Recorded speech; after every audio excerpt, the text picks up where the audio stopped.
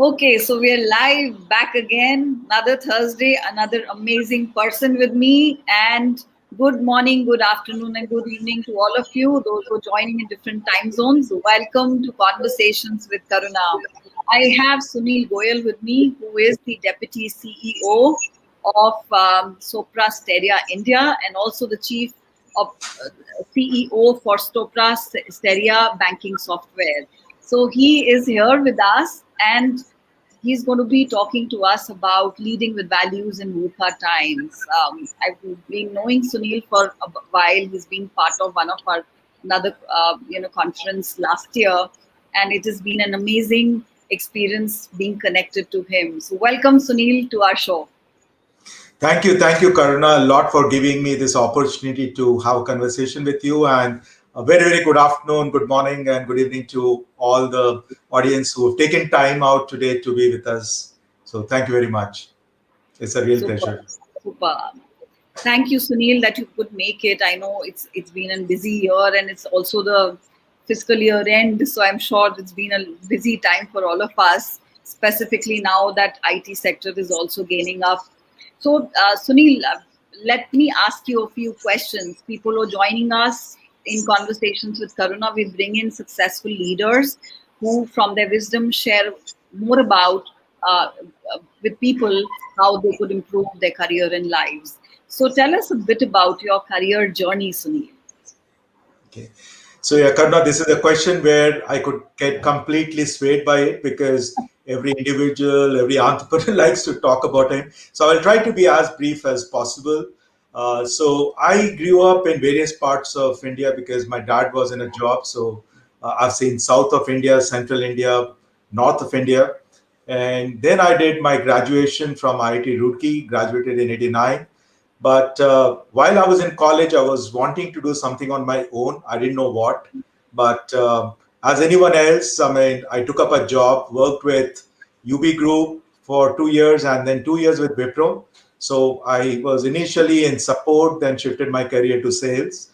And while I was at Wipro, I met my senior from college, Pankaj, who had done his MBA from Bangalore. And we discussed for almost in a year that, yeah, we want to do something. But even after a year, we didn't know that what we're going to do. But that's where then he resigned on 31st of March, 93. And I resigned on 1st of April, not knowing what we're going to do. But yeah, we'll get to that entrepreneurship journey. But yes, initial few months were tough because those are not times when we had private equities or debt funding or VC funding, etc. And the money which we made from Wipro was hardly anything because those days salaries were not like what it was today. And we ended up closing 3 businesses in 5 months because we could not generate revenue to support us. And it was by chance that we got into Wipro dealership. I mean, it's amazing the way Wipro supported entrepreneurs, the way they came forward to support us. But one of the lessons I think I learned from there, and I would like to share with audiences, is when I resigned on 1st of April, my boss came to me around 5th or 6th and said, Sunil, we have a couple of people whom we have transferred to other locations, and other people have resigned. So my notice period was a month. And he said, can you stay for 2 months instead of a month, so that you can support the business? And Shashi Mang, who then worked with IBM that time. So I said, yeah, Shashi, absolutely no problems. I'm leaving for doing my business and it can wait for a month, no problems at all. So I actually ended up spending 2 months there. But why I'm saying this is the relationship which we built up because of it. I think when we were in a challenge, we were kind of struggling with what we should do. Actually, they came forward to support us. So that's what I want to tell people, that sometimes, you don't build relationships to take advantage of it in the future. You just build relationships without any selfish interest. But where and how it can come to use, rescue, or help you, you never know in life. And the world is small, it's all round, things get connected, interconnected here and there. So we got accidentally into Wipro dealership, and I won't go into the whole story of that. But then we got into software in '99 with a third partner from Wipro. He, in fact, graduated from IIT Chennai, and he was the one who knew software. Me and Pankaj had never done any software programming, but we knew how to run business. And in Wipro hardware, we had become among the top 10 dealers in the country in the first 2 years, and the top two in North India. And the core of our business was trust with customers and building trust relationships with our employees. So trust was something which has always remained as core of my, I would say, both professional and personal way of life. And we got into software in 99, again, not knowing how we're going to do the business, but maybe we'll come back to it again later. 2000 was when my business partner shifted, Pankaj shifted to Vancouver. We got our funding from Citicorp, $1.5 million, which helped us to set up office in Seattle, Vancouver, and then we set up an office in Noida. 2001 was when you had the 9/11, you had the dot-com doom, but I think the money which we had from Citi helped us to sail through.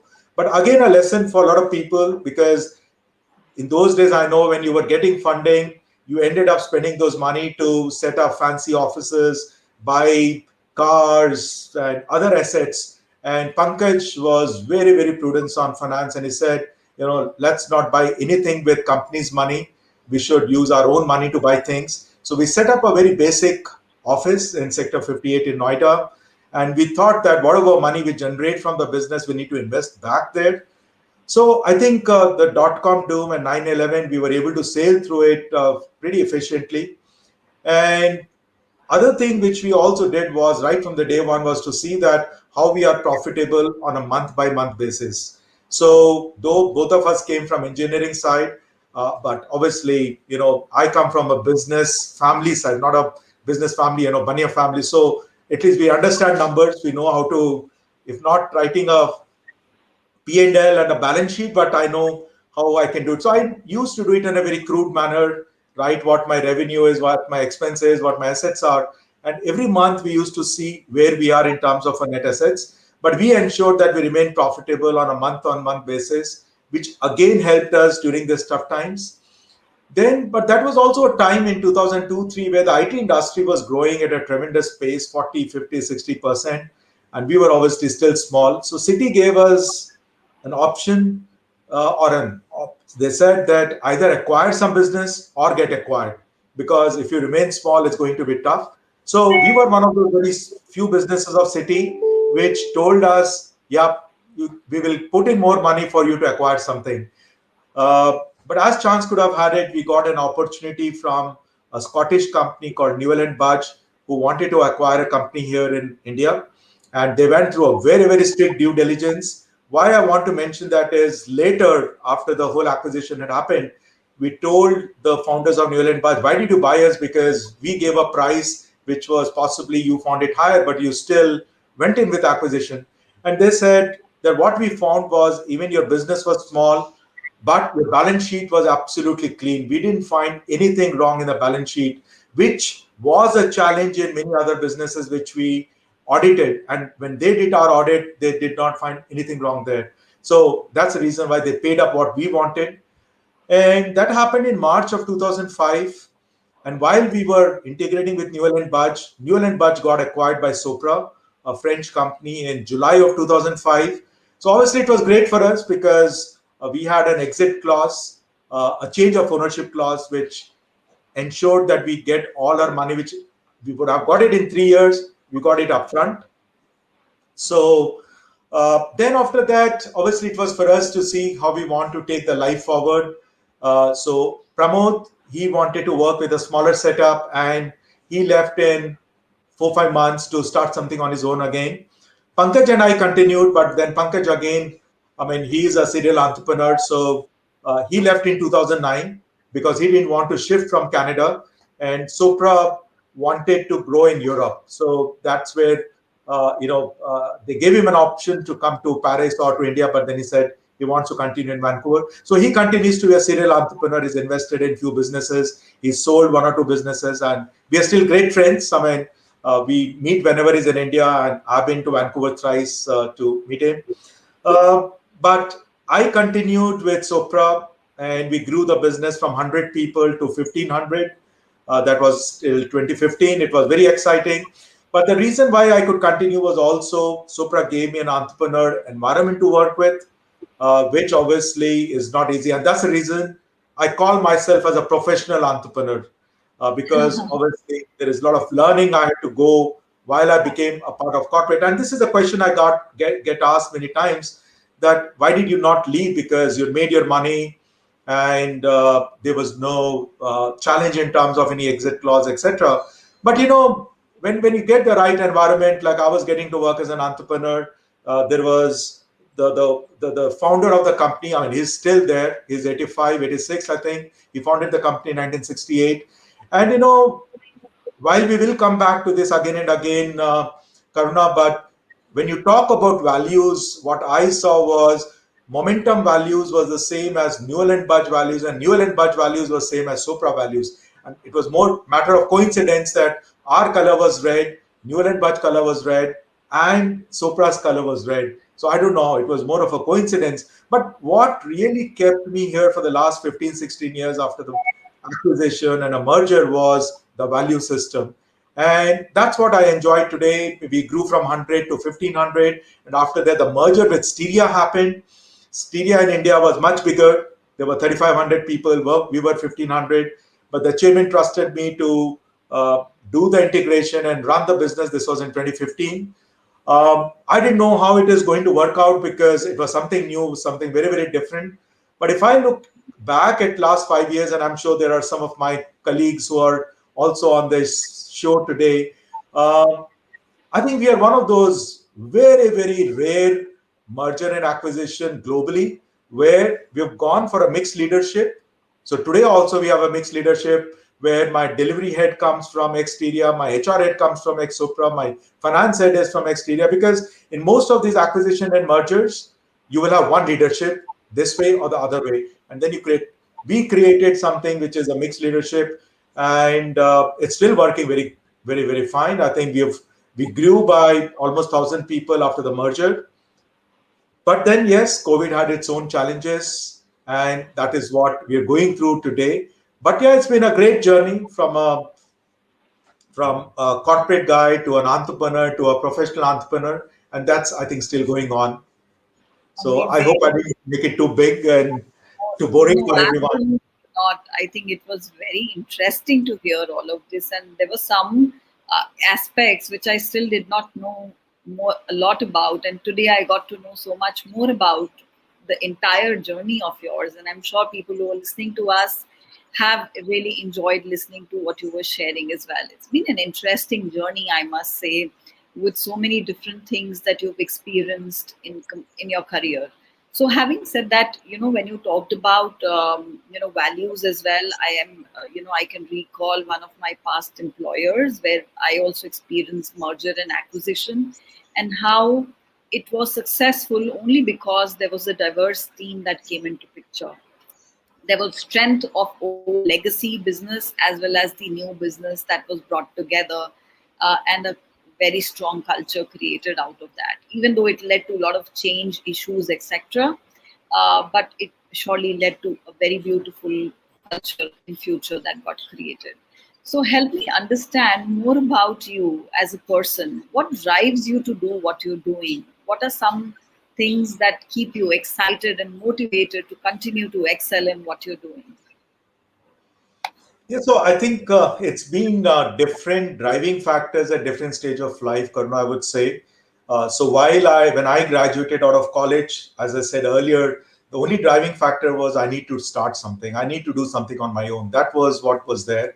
And that is what made me take the risk which I took because 92 was when got married, and 93 when I resigned on 1st April, my daughter was just 25 days. And a lot Okay. of people would think that, you should not take risk till the time you have so many liabilities. But I took all these as assets, whether it was, yeah, my dad came forward because I was staying with my parents. And he said, as long as you're okay with the simple dal roti, that's fine, you can stay. But I can't fund any of your business. But that, that time it was this whole driving factor of doing something on our own, which kind of that was a passion, and maybe that carried us through those tough times because those days in the initial first 3 4 months we could not afford to have a PN for our office. We started with Pankaj's bedroom, but then moved to a small maybe a small office where we could just put a table and a chair and nothing else. And we used to clean our office ourselves. We used to clean our utensils and everything. And but work for 18 hours a day, 17 hours a day. I mean, the day sometimes used to start at 4 a.m. in the morning and end at 12 a.m. But I think that whole thing of doing something on own was what was driving. Uh, and this has then changed because while we were building business, and I used to think, okay, now we have started something on our own. What is my goal? What is my thing, which is going to be there? And to be honest with you, this is a question which I have asked many of my mentors, my coaches, even my some senior people in the industry. That is there something wrong if you don't have your goal and you go by someone else's goal? And one of the persons, he was a PhD, he actually told me, no, Sunil, there is nothing wrong in going by someone else's goal as long as you're very clear what you're getting into and what you're doing. So I would say that from 93 to almost 2005, I was living my passion, but the goals which were being driven by my business partner Pankaj, because he was the one who was strategizing, who's the one who decided to start some business, close a business, get into Wipro dealership, get into software, get into Canadian business, etc. So I would say that till 2005, I just went by his passion, his goals. Yeah, my passion that time also I think remained the same. My people and my customers. Now from 2005 to the current 15 years, Karuna, this is a question I asked myself, you know, many a times that okay, what is that my purpose and what is that my passion? So my passion still remains, yes, do something where you can make a change in the society, and that societal change you make by growing your business, by giving employment to people, by having customers who are satisfied, creating some professionals who can then go and make change in the industry. And I'll come back to it very soon again. And today, I think I would say passion is people, which then becomes at a core and that drives a lot of other things. And that's where, sometimes I don't get surprised when people ask me as a CEO how much time you spend with people. And I say I spend because sales and marketing is not my responsibility, that is done from our European counterpart. So I say I spend 70% of my time. And they get surprised. They said 70%. Oh, because this is something which is said that CEOs need to be business partners with HR, CEOs need to spend more time with people. To me, it comes naturally because this is not something which is a surprise. And I have believed in philosophy, which is obviously some great companies like Google and GE have also done, that hire the best people, give them the right environment, give them the right support, and then things will happen. Obviously, there are other things which need to go with it. So today, I think, yes, maybe now every year I will have to see what is my purpose, what is my passion. But from a goal perspective, that's something which I don't think so I have ever had except one goal, which was starting on my own. But I thought, let me continue with my life as it goes on. But yeah, keep some passion, and that's something which will continue to drive you. But just coming to one of the things which I said, just I'll finish. So um, one of my ex-employees, Vishal Puri, he joined me in 2001 and he left me in 2004. It was his birthday on 23rd March, so I gave him a call and I was talking to him after a long time. So I just started talking to him, what are you doing? And he said, no, Sunil, I got inspired by your entrepreneurship journey, so I wanted to be an entrepreneur when I left Momentum, because he left me in 2003. And he shared his whole journey with me, and which was very exciting. So he also started business, he closed the business, but what he didn't compromise was on value system. But 3 years back or 4 years back, he's got into e-commerce, where today he has a website and a portal, and he sells ladies shoe wear, which I was very surprised because I never thought that he would get into that segment. But he sells ladies footwear and ladies clothing to tier 2 and tier 3 cities. And I was so thrilled to know that his revenue in 2021 would be 50 crores, and he's already set up his target for 100 crores next year. And then I said, Vishal, I want to come and visit your people and your company. And he said, no, Sunil, when I turn 1,000 crores, that is the day I will call you to my office. And believe me, the kind of the kind of happiness it gave me, possibly even if I earn 1,000 crores, it won't give me. So Yeah. what really excites is, when people who work with you, whom you have grown them, where you have made some impact in their lives, and they have done something, is something which gives me that motivation and passion. And maybe, Karuna, I'll just take 2 minutes more, because there's another ex-employee of mine, Dhruv Soin, who joined me in 2002 and left me in 2004. But we were in touch with each other. He actually went on to join a company in Noida, and then he was working with Fidelity. Then he left Fidelity in 2007 to start something on his own. And I still remember my conversations with him. He used to come to my house every second Saturday. We used to spend a lot of time. And every time he used to say, Sunil, it's not working. I want to go back to job. And I used to tell him, nothing doing. You need to stick. No, yes, you will have these ups and downs, but you need to stick to your business. And I remember he wrote a LinkedIn article post he posted in 2017. His company's name is Storage Networks. Now he is based in Dubai, and he's doing extremely well. And when he posted his article in 2017, he said, one thing which I learned from my mentor, where he mentioned my name, and I was really, really proud of it. He said that what I learned from him is you can still grow businesses and build businesses based on values and ethics. And when he wrote this, that made my day. I think this is a wealth which you get, which I think no physical wealth can replace. So maybe my motivation, my passion is when I hear stories like this about people who have worked with me, whether they are entrepreneurs or whether they are, in jobs, and they're making differences to people, differences to societies, differences to customers. I think that makes me happy. Absolutely. I think this was such an inspiring examples that you just gave right now, Sunil, because this is so true that we can put our lives, businesses together, and also be, true to our values in life.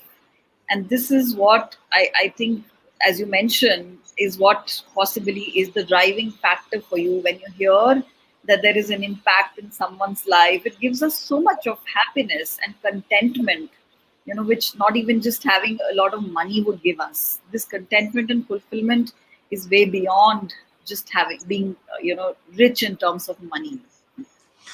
Absolutely, Karna, and that's what I tell my people whenever I meet them. Though I don't know how much they believe me or trust me, because when you make money and when you have things, when you can afford anything, then people think that, yeah, since now he can afford anything, he's giving us this gyan that don't have materialistic goals, have goals in terms of your knowledge, your learning, and what you can do. But I tell people that this is what I used to say 25 years back, and this is what I say today. And the challenge there, Karuna, sorry to maybe just extend it a bit, is also when we see a lot of people around us or a lot of gurus around us who actually would charge money from you to tell you that don't have materialistic goals, so does not walk the talk. And secondly, what happens is, unfortunately, we have seen few things in the last decade where people who trusted their gurus, who trusted them for everything, and then you hear that they've ended up doing things for which some of them are behind jail, some of them have vanished from this country and gone somewhere else. So making money is not bad. It is good, because there are things in life which only money can give you. My son went to the US for his undergrad, and I couldn't have afforded unless I had money with me. But the way I look at it is, I said I didn't keep any goals that no, I need to have so much money so that he can go and study there. I said whatever I can afford, let me just live that life, rather than saying that I will have this and then I will do this. I'll have this and then I'll do this. No. But Yeah. there's nothing right and wrong. One has to feel comfortable with whatever he thinks is right.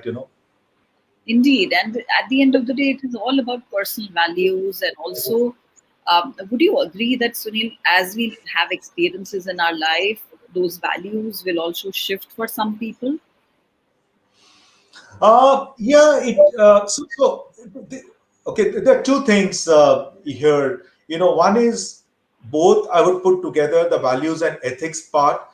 What I Hmm. have realized now with my, I'm 53 now, is that there is no gray between what is right and what is wrong. There is absolutely black between what is right and wrong. It's only that sometimes we know that this is wrong, but we want to do it. And in our mind and in our heart, we start creating that confusion and say, no, it is great. It may be okay to do it. And we possibly go ahead and do it. But maybe just two things on it. First is, I think the foundation for my own values and ethics was laid at for me by my father, by my family, because my father was the first graduate from his village, and the way he grew his life, I have seen him, and he became a VP at age of 31 in those years.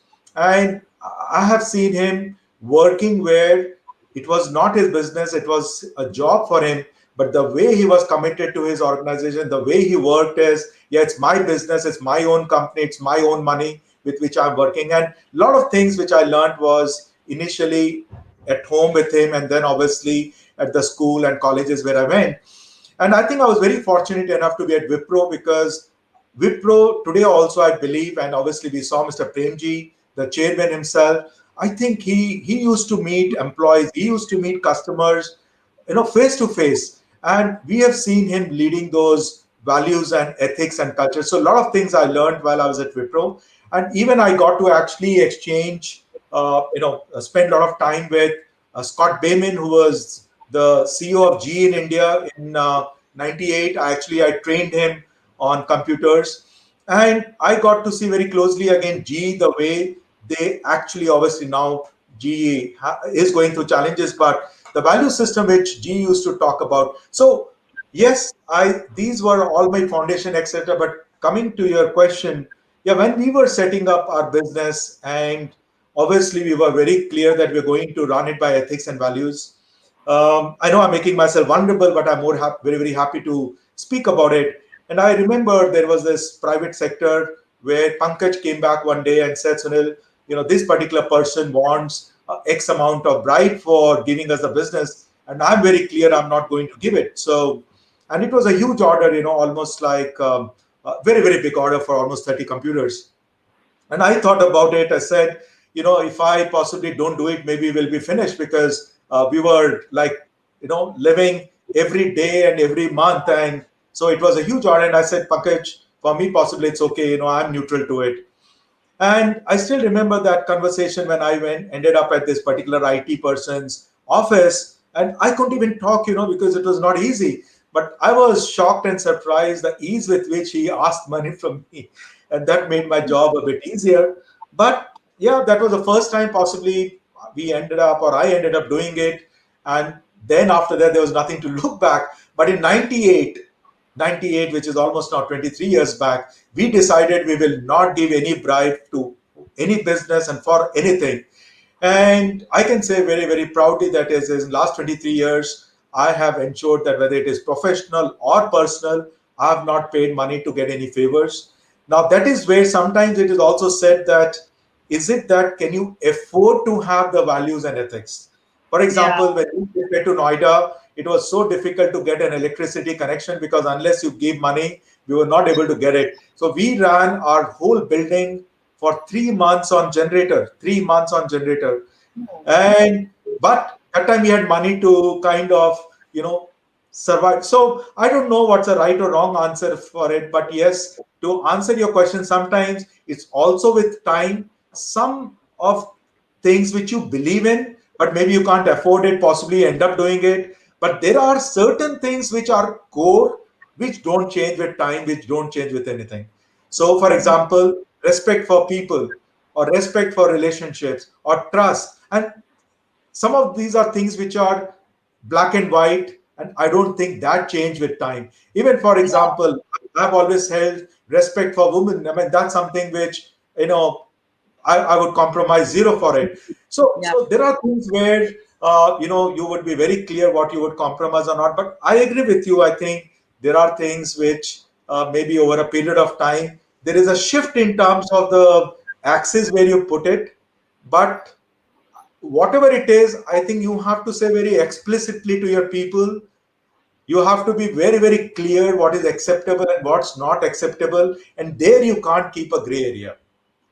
You Mhm. know that's most important, so that I think one sentence which a lot of time it's used, Karuna, is walk the talk, Yeah, right?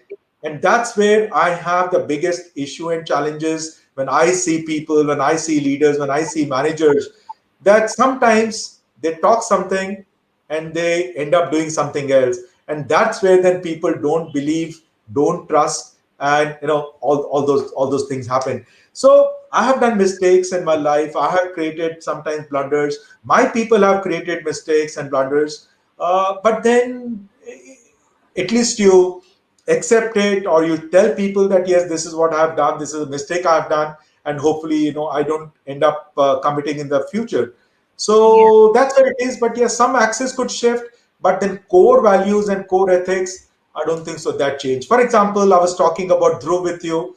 If I yeah, just tell a story, obviously I'll not go into the details. He was a guy at one point of time would only sleep at 3 a.m., going partying, etc. From there, he changed to thing where he went to Haridwar and Rishikesh, where he spent 1 month with the sadhus there. So he was living in middle of sadhus, and he changed his lifestyle where he used to sleep at 9, get up at 4 a.m. in the morning, go to the temples, give those, feed those birds, etc., etc. And he started writing spiritual blogs. And I said, Dhruv, what has this happened? You've changed from here to here. And now he's leading a balanced life. But so these are values, personal values, which as I have seen him changing over a period of time. Now he goes for meditation. In fact, he does 2 hours meditation every day, and I'm very surprised. A guy like him, how can he do that, right? But what has not changed in him, is his that loyalty and trust and his commitment.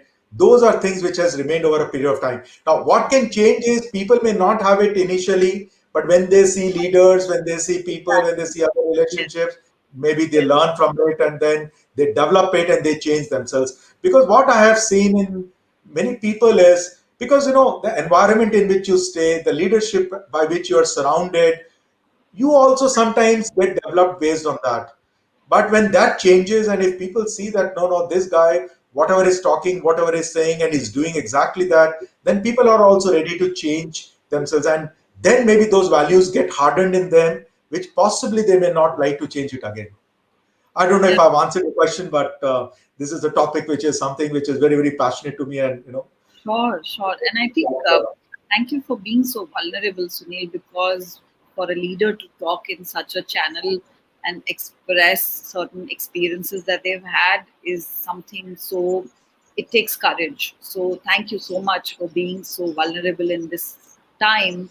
And also the fact that I do personally believe that, as you rightly mentioned, that there are times when there are certain strength core values that we hold on to because those are part of our upbringing.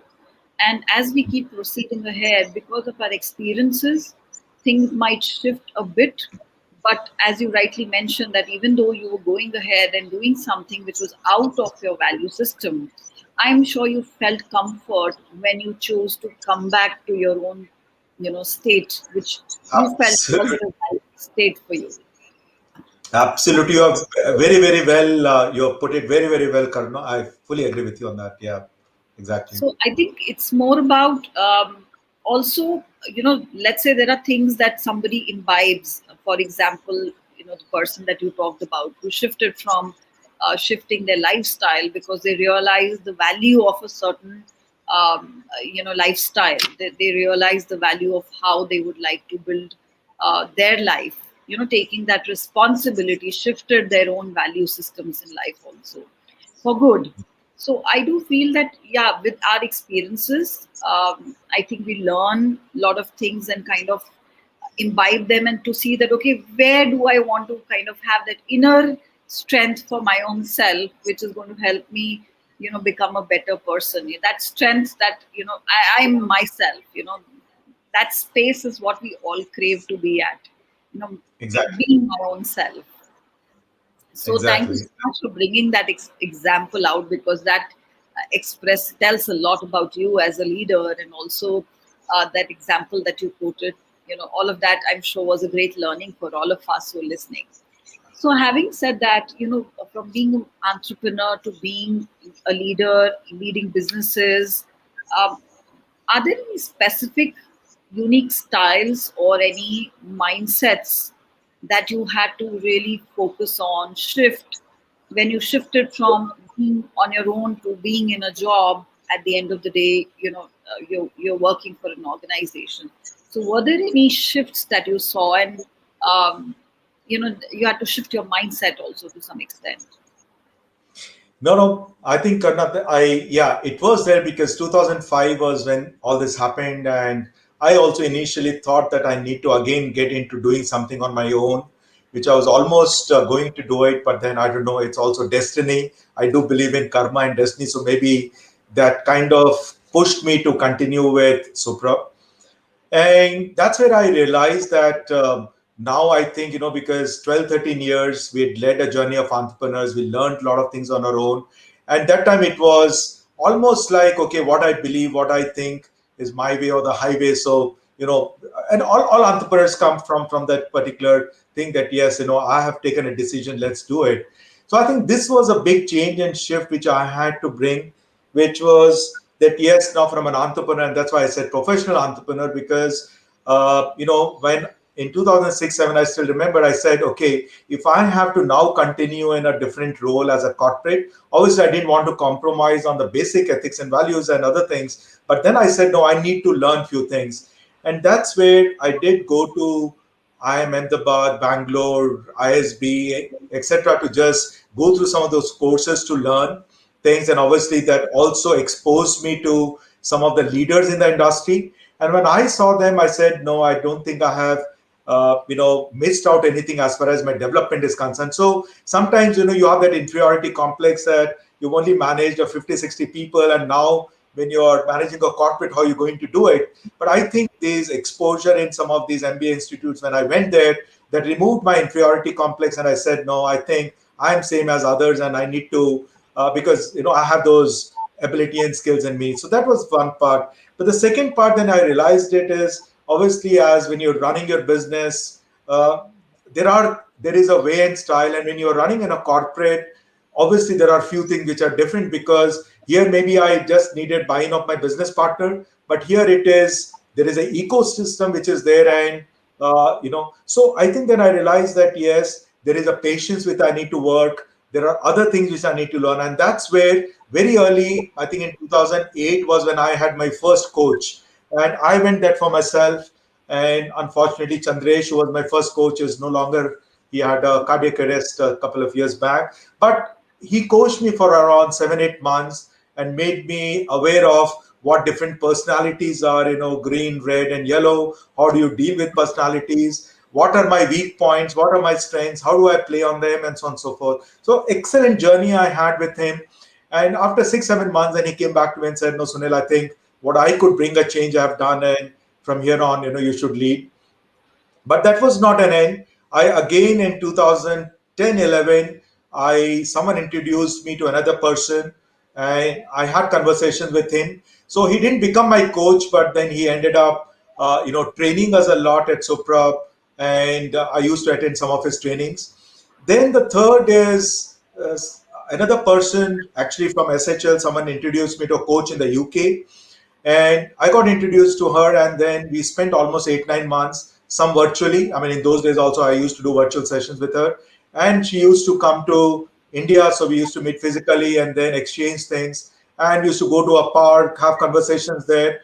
And I didn't realize that 6, 8 months, it was a good journey, which again brought me, changes which possibly as an entrepreneur and learning on own, I could not do it. So these two coaching and a lot of these training programs did help me a lot to have this transition from an entrepreneur to a professional entrepreneur. But believe me, if Sopra Steria did not give me that entrepreneur work environment, then possibly I wouldn't have continued, because what I hate is corporate politics where you end up doing only to please others. You end up doing something which is wrong, which is not right for your employee and customer, but you have to just do it because it's your boss. So I think I was very, very fortunate, because my boss is also an entrepreneur, because his company got acquired by Sopra in 2004, and he still continues with the organization. So he's my boss. And his boss actually initially was someone who's been with the company for 38, 39 years. So he again works as an entrepreneur. So maybe I was lucky enough to have all these things. But this training thing, the coaching which I got exposed to long back, and that's the reason why I strongly believe in coaching and training, and I've been part of some ICF panels, etc., where uh, I tell leaders that it's something which you need to do it for yourself and for your team. But what also Karna helped me a lot was, which we I think underestimate a lot, is taking feedback from your colleagues, from your juniors, from your partners and others. So I have gone and taken feedback from people who were reporting to me, from vendors with whom we were working, with some of. So initially they were giving feedback to please me, which was not the right, and I knew it was not correct. But then I genuinely went back and said, no, I really want that feedback to improve myself.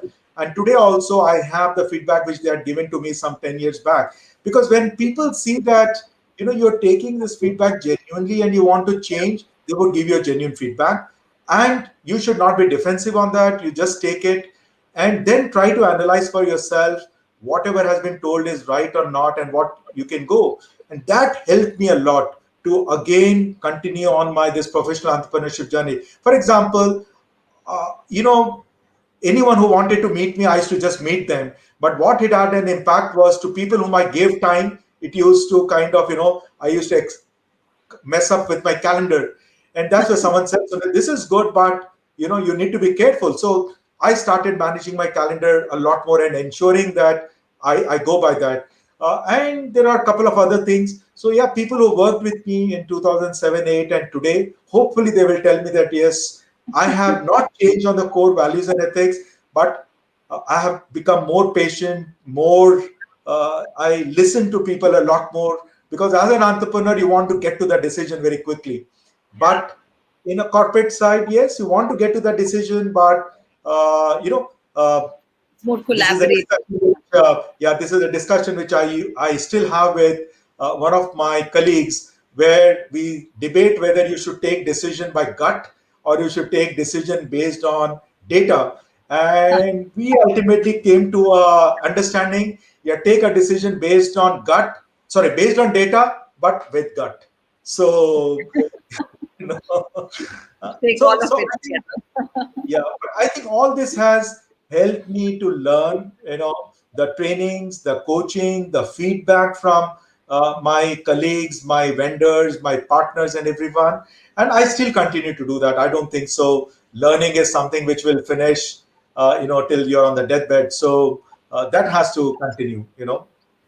I think those who are watching it, guys, you have some golden nuggets by Sunil talking about the fact that, keeping an attitude to learning always. And look, the role of the coach has been such an important one for Sunil as well. He's taken up mentoring, and now he mentors a lot of people as well, and they come back and give him that feedback that how their life has shifted. So imagine the role of a coach is so important in their life, in each one's life. So while what, Sunil, I also do a bit of coaching when it comes to people, because I'm an HR professional. So a lot of people reach out to me for career related coaching. I always tell them that whatever career that you're wanting to pursue, or you want to transition from, let's say, a job to entrepreneurship, always be open to learning, because every phase of life is going to help you shift your mindsets. You need different things to move ahead and be successful in the new phase that you're jumping into. So So, I Karna, think one incident I'll just share with you. I think it just came to my mind as we were speaking. So, there is my existing employee is still with me, and he's been with me for a long time. And we've had lots of conversations. I have. So, a couple of days back, he had made a presentation, and I really liked it, and it was very good. So, I just called him up after that and said, the presentation you made was excellent, and it was very good. And immediately he became very emotional. He said, "So in the last 13 years, this is the first time you've told me that, my presentation has been good, because all along you've been giving me feedback. You've been telling me where to improve. Even if those were days 13 years back when you used to review my mails and tell me how I have to change my words, how I have to change my sentences. And every time, whenever you told me anything, I've gone back, taken that feedback, tried to improve. And today is the first time in 13 years where you said that you've done good. So yes, I feel very, very, happy and delighted with it. But I think this is where, Karna, it's very, very core. And as I also said, I think we can never give up learning. And I think, if you go back to centuries in India, we already always had the Guru Shishya Yes. parampara, it was always there. It just got messed up somewhere and we completely forgot about it. But I think today the challenge is the Shishya may be very sincere, non selfish, but sometimes when gurus become selfish, that's where it, I think, causes an issue. So this Guru Shishya relationship has to be very non selfish. So I can give you an example, Karuna. One of my ex employees obviously has left me, the very, very senior person. So one day he came to my seat and we were discussing, and I could see that he was very, very tense. So I said, you look tense, what's happened? And he was fumbling with words and he was not knowing how to talk. But then finally he opened out and he said, Sunil, I have this job and I just, was discussing with my wife, but my wife told that I should discuss with you. And that's where I came this morning to discuss with you. I said, no problems. Tell me what this job is and what it is. And half an hour he explained me and thing. And he was a person who was very important and critical to me, and I would have never liked to lose him. But what he shared with me, and then I said, no, it makes sense for you to, leave me and start this journey, which is a mix of an entrepreneurship along with a corporate and a startup, etc., etc.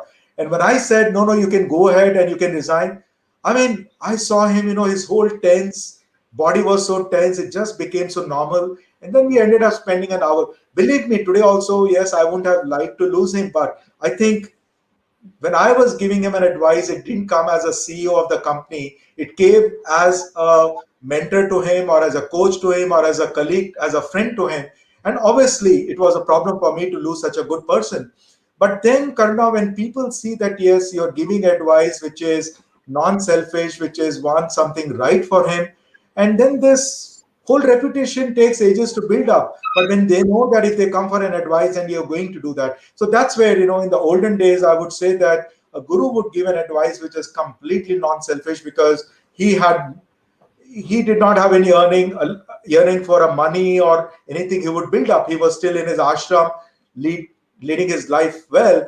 Obviously, these days we have ashrams which are multi-millionaires, so where it brings a difference. But I think selfish is a very word which has been used a lot. Trust is a word which is used a lot. But I think these are things which you need to really, really practice it, which will make a lot of things happen for you. I can understand. Interesting thought. So, Sunil, you've been through a lot of, as from your experience, you've been through different phases in your life, whether it was the dot-com boom to, shifting from a business to getting into a job, and also now COVID times. I'm sure these things brought in a lot of shift in the style of how you were leading people, managing them as well in these VUCA times that you've seen all through in your career at different phases. What are some thoughts that you would have, and what are certain one or two values that you would like to share with the audience that you feel we should all take back from this conversation? Yeah. So, Karna, I think people at Sopra, Steria, and the ex Momentum guys also, they would know that VUCA is something which I started talking about in 2003. So it's been 17 years that I've been talking about VUCA, and now it's become a buzzword because this was a term coined by the American Army. And so I think while we were doing our business as an entrepreneurs, obviously we went through all the VUCA, the volatility, uncertainty, complexity, ambiguity, and everything. So for me, whether it was a dot-com doom, because even when we set up these three businesses, closed it, we never wanted to get into hardware business, but we ended up in that. We never knew that we will do software. We got into it, and so on and so forth. So these are all examples of complex ambiguity, not knowing what you're going to do, and so on and so forth. So very recently, the same question someone had to me, Sunil, what you changed in this last 12 months? And I said, my answer is going to be boring for you, because for me nothing has changed, because the way I was leading life earlier, I think I'm almost leading in the same manner, because all these things, but there obviously the scale is very different, and obviously there is this big pandemic which is obviously caused lot of losses of lives and businesses and jobs and many other things. So it's, I think, leaving us with a lot of pain, and hopefully, in the future, this pain will go away. But I think what definitely things which were core to myself, and I think now we can see is, I think leading with empathy and authenticity, that's something which is very, very important and core. And now people are realizing empathy not only in your professional relationships, empathy with your other personal relationships, like your family, your friends. I mean, there are a lot of people who have been saying that, oh, we never used to call up our friends and talk, but lockdowns and these last 1 year gave us those opportunity. And now, yes, we are getting in touch with them, we are trying to understand what pains people are going through, etc. But this is something which I have always told people, that whenever you want to take decision, put yourself in other shoes and then take a decision. That's, I think, empathy to be defined in a very simple way. And the second is, do for others what you would like to be done for yourself. Now, when you take these two principal guidelines, I think things become easy. But definitely, I think what I learned more in this last 1 year, possibly, than what I learned in the last 17, 18 years, is to trust the people even more. Because when all this thing happened in March, I mean, we didn't know how we are going to go to 100% work from home to 100% work to office. Believe me, Yeah. everything started in March, 19th of March or 18th of March. And I didn't know how the things will span. But the ideas came from the people on the ground. Ideas came from Yeah. my leaders, and I just trusted them, what they said, and debated, discussed. But we were completely open to what they were saying and suggesting. So I think that the core of it still remains as, empathy is something which has to be at your core. Because, and this is again, Karuna, if you see, it's nothing new. If you go to even 1,000 years back, that time also we Yes. used to say that, empathy, sympathy, this always has to be there. Trust is to be there. So the basic things have not changed, only the words to define them have changed. But yes, I think the pain which this pandemic has led to, for example, I think during this last 1 year, we had to take some hard decisions. And you can imagine a person, I mean, for me, people has been my passions. This is something which, I tell my people that if they write me a mail, I would respond back to them within 6 working hours. That has been my SLA for last 20 years, and I've never broken that SLA. So, and with that in background, you have to take certain hard decisions. How do you do it? And that is where the principles which obviously I went by in Bhagavad Gita, where yes, even if you have to take hard decisions, because that is part of your job, that is part of the karma, but as long as you take care of all the stakeholders involved in that decision, which is the people, the organization, and the customer, and you're being very transparent and open to the people and hide nothing from them, then you can take them and do it. So yes, last 1 year, I think some things which I never had to do, but we had to do, but we did it with full transparency, openness, trying to take care of the things at our hand, and going by certain philosophy, which because I had been wanting to read Bhagavad Gita for many years, but I ended up reading last year, and this year I would possibly read it at least twice. So yes, definitely, I think this is something which I've learned in the last 1 year, where maybe being more empathetic, being more sympathetic, maybe being more trustworthy, maybe being more open to learning from your people. Because I've been going to office since May last year, so I still go to office thrice a week, sorry. And there are times when there is no one at office, but I used to initially go because there were people like security guards and housekeeping boys who were keeping the Yes. facility running. They were the ones who were keeping the data center to ensure there's electricity, there is this. So sometimes I ended up at office for an hour or two, only to tell them that please don't worry, it's not only that you're taking care of it, we are behind you. And that's something, these are very small and minor. Someone would say, why should I care about it? But believe me, I think things start at the ground level, and then big things happen automatically. It's the small things which are, happen with a lot of difficulty. And if you take care of the small things, the bigger things happen automatically. Absolutely. I think you've just nailed it, and I'm sure people at Sopra Steria are so proud of you for leading them to business excellence, and not just business excellence but personal excellence also.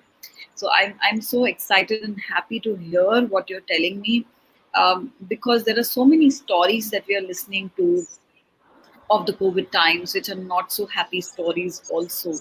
People have lost their jobs. There are so many changes that organizations are going through. A lot of businesses could not survive through as well. So there are so many things that are happening. What has kept us together is the fact that there is more goodness in this world that we think of. A lot of Yes. times, Yeah, thanks. Sorry, Karna, for interrupting. I don't know. Again, this thought, though, I never like talking about what I have done, but this I just want to share with people so that at least I know when I spoke about small sure, thing. So this was in April when obviously the lockdown was there. We had passes to go to office, and I told my family, my wife, no, I have to go to office because I know that we have these many people, the support staff which is there. And then I said, okay, I'm going to office. What do I do? So I actually carried, some few kgs of oranges and bananas for them. And my wife said, yeah, you should do it. And when I took them and I gave it to them, believe me, they almost had tears in their eyes. I mean, these are emotional moments which is tough to put in words, but they never thought that a CEO of a company would bring, oranges and bananas for them. But how much would it cost? Nothing. But then it's that cost and not, it's just an action. And I genuinely thought that, okay, it's lockdown, there everything is closed because we used to have few of these tapris near our office, but I knew everything is closed there. And these guys were playing with their lives to support us, support our infrastructure. So I said, okay, maybe this is a small thing which I can do. But and I'm not looking back anything from them, but you know, maybe these are things which help you to build those trust. But indeed, I still indeed, cannot forget those expression in their eyes which I saw, and I think that's a wealth which you earn, which I think you can't, exactly. That's so fulfilling. So yeah, fulfilling, as which nothing else can give us. So I do always come back and say this, that there is more goodness in this world than we just see in the present moment, because uh, we could survive this entire time of COVID because as humanity, as human race, we all came together. I think this was the time which was a strong leveling time for all of us, where each person was just a human being. No CEO, no nothing. It was all human. So this is what I absolutely. think kept us going in this difficult times also. And I think, as you rightly mentioned, those who have showcased empathy and authenticity have been able to build up their credibility, which is not just going to help them financially or business wise, but also give them so much of sense of fulfillment, that that's what we as human beings crave for at the end of the day. So Absolutely, I I think actually agree. this was such a beautiful conversation, Sunil, and I just absolutely loved the way it just flowed through, went through. And I'm sure people who were listening to it, they found a lot of value. So thank you so much, Vikas, for adding value. Thank you, Inderjeet. Thank you so much, Dr. Badri Bajaj. All of you have been, listening to us, and I'm sure there are many more liking it and, commenting as well. So it was a lovely conversation, Sunil. So before we end, I would love to get some feedback from you about conversations with Karuna. Anything that you would like to share about our talk show? No, no, thank you, Karna, for giving me this opportunity. I think it's great to have this. And I have been telling people that whenever you have conversations, don't make up things to please others or praise. Talk about what you've actually done so that, and like I said initially, yes, I know in a public platform, when you make yourself vulnerable, it has its own challenges, but it's fine. I mean, and I also said that it's always, you also learn a lot from failures and mistakes which people have done. And if you're being honest about the mistakes and other things, failures, I think there is a lot of learning. So, no, thanks for those candid conversations. And I'm sure even if people have carried back one thing with them, I think this Exactly. 1 hour which you and I have invested, possibly, I think it's been worth it. Yeah, this content, these conversations are for people to take back, add value in their lives, and make a great career in life going forward. Thanks, Sunil, for coming over. This was a lovely conversation. I wish you good luck, and let's keep doing some great work. Thank you, Karna. Thank you very much for your time and for this, and to all the audience who've been patiently listening to some of the things which we've been talking about. Thank you to them, and have a great day. And let's also pray for the humanity, for everyone, that in the next few weeks and months things start coming back to normal. And there are a lot of people. I think they will need support, not just money, but from many other perspectives. So let's all come together and see how we can provide that bit of support. And thank you very much, Karuna, and thank you to Absolutely. everyone who's been Thank listening you, to us. everyone. Thank you for watching this. I'm sure it was of great value add for you.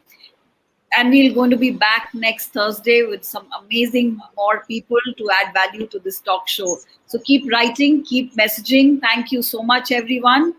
And bye bye Thank for you. now. Thank you. Thank you, everyone.